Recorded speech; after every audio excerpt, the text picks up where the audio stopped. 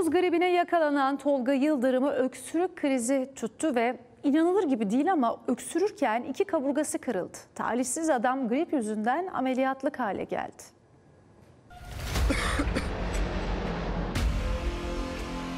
Bir domuz gribi geçirdim. Çok şiddetli öksürüklerim vardı. Nefes alamadım. Şuradan çat diye bir ses duydum. Duramıyordum yani, ağlamaya başladım. Hüngür hüngür ağladı. Yaşadığı o meşhur böylesi pişmiş tavuğun başına gelmez deyimini hatırlattı. Sanki buradan biri hançer sokuyor. Yarım nefes aldım. Tolga Yıldırım 3 ay önce domuz gribine yakalandı. Hastalık öyle şiddetlendi ki yoğun bir öksürük başladı. O esnada o öksürük iki kaburgasını kırdı. Ambulans çağırdık. Ambulans götürmedi beni hastaneye. Ya en azından bir insan gider, bir bakar, bir film çeker, der ki kardeşim senin kaburgan kırık.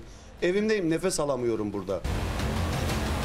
Biz kendi imkanlarımızla gittik başka hastaneye. Ağrı kesici iğne vurdular. Beni gönderdiler. Fizik tedaviye gönderdiler. Fizik tedavi de baktı, dedi benlik dedi bir şey değil. Öksürürken kaburgasının kırılması nadir görülen bir durumdu. Teşhis zor konuldu. En son gittiğim doktor farkına vardı. Göğsünüzde kırık var dedi. Göğüs kaburganın bütünlüğü bozulmuş dedi. Ameliyat olacağımı söylediler. 3 ay sürdü bunu anca tespit etmeleri. Doktorlar ameliyat kararı aldı ancak Tolga Yıldırım kabul etmedi. Ameliyata girmeden önce kemiğin bir tanesinin kaynadığını söylediler. Diğerinin de kaynayabileceğini söylediler, yamuk da olsa. Korktum ameliyat olmaktan, tedavi reddettim.